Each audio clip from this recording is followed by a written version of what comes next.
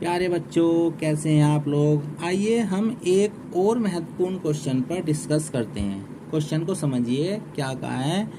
दर्शाइए कि प्रत्येक धनात्मक सम पूर्णांक 2m के रूप का तथा प्रत्येक धनात्मक विषम पूर्णांक 2m+1 के रूप का होता है जहां m कोई पूर्णांक है।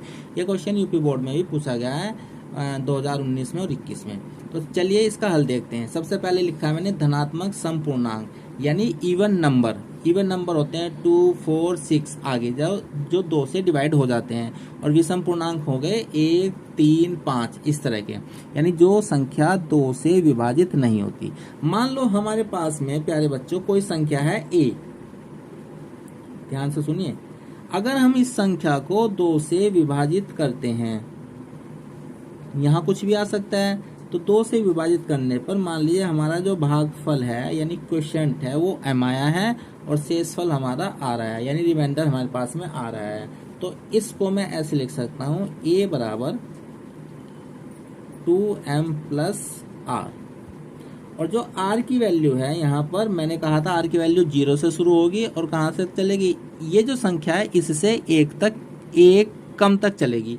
यानी 1 कम कितना हो जाएगा 1, तो r का मान यहाँ पर कितना हो जाएगा 0 हो जाएगा और केवल 1 होगा। अब यहाँ r के केवल 2 ही केस बनेंगे, तो केस फर्स्ट लेंगे जिसमें r बराबर हम 0 लेंगे।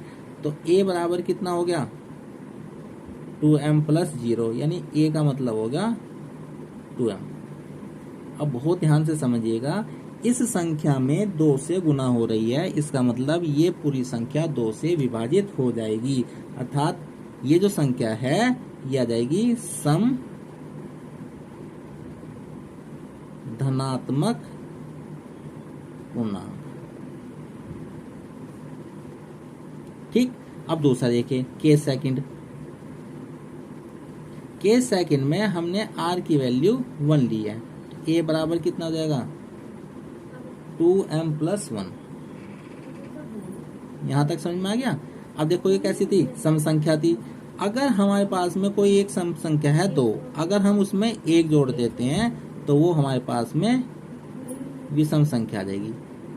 किसी भी सम संख्या में 1 जोड़ने पर विषम संख्या आ जाएगी और विषम संख्या में 1 जोड़ने पर सम संख्या आ जाएगी।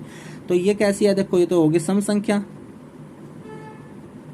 सम नंबर, और इसमें 1 जोड़ा है तो ये पूरी संख्या क्या आ जाएगी विषम संख्या। यानी कौन सा नंबर आ गया ओड नंबर। तो आप देखो कि a को या तो इस रूप में लिखा जाएगा, a को या इस रूप में लिखा जाएगा। केवल a को लिखने के 2 ही रूप हैं। यानी ये क्या है, ये कोई भी नंबर है उसको अगर हमें सम के रूप में लिखना है तो 2m के रूप में लिखा जाएगा, और अगर हमें विषम के रूप में लिखना है तो 2m+1 के रूप में लिखा जाएगा। यही आपको सिद्ध करना था। तो रिजल्ट क्या लिखेंगे कि अतः कोई भी सम धनात्मक पूर्णांक 2m तथा विषम धनात्मक पूर्णांक 2m+1 के रूप में ही लिख सकते हैं जहां m एक पूर्णांक है।